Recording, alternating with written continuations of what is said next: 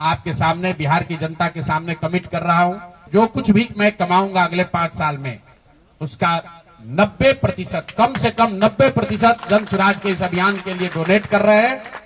यही नहीं, पिछले 20 वर्ष में मैंने अपने द्वारा अर्जित की गई जो भी मेरी चल अचल संपत्ति है, एक मैंने अपने परिवार के लिए दिल्ली में एक घर को छोड़कर बाकी सारी संपत्ति को जन स्वराज के इस अभियान के लिए डोनेट कर रहा हूं।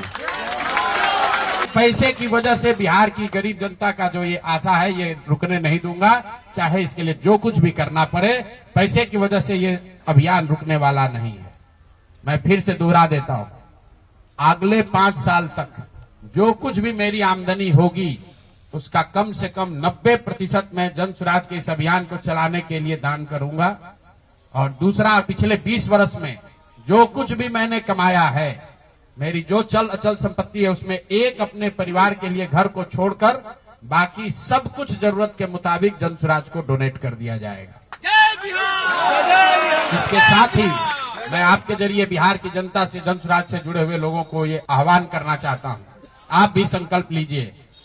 हम अपना 90% दे रहे हैं, आपसे 10% भी नहीं मांग रहे, लेकिन आज से जन स्वराज से जुड़ा हुआ हर व्यक्ति, बिहार को इस मिट्टी से प्रेम करने वाला हर व्यक्ति, आप चाहे किसी दल के हो, किसी विचार के हो, कोई भी काम करते हो, एक मदद कीजिए अपने राज्य के बेहतरी के लिए, सुधार के लिए, व्यवस्था परिवर्तन के इस अभियान के लिए। कम से कम 1000 रुपया जरूर आप डोनेट कीजिए। 1000 रुपया जन स्वराज को जरूर दीजिए।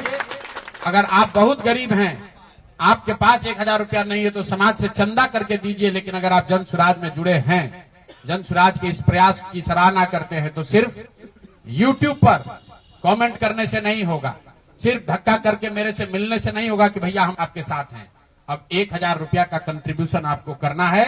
मेरा विश्वास है कि बिहार के 13 करोड़ जनता में से अगर 1 करोड़ लोगों ने भी 1000 रुपया का योगदान कर दिया, तो अगले 5 साल तक इस अभियान को कोई रोक नहीं पाएगा। इसलिए ये जरूरी है।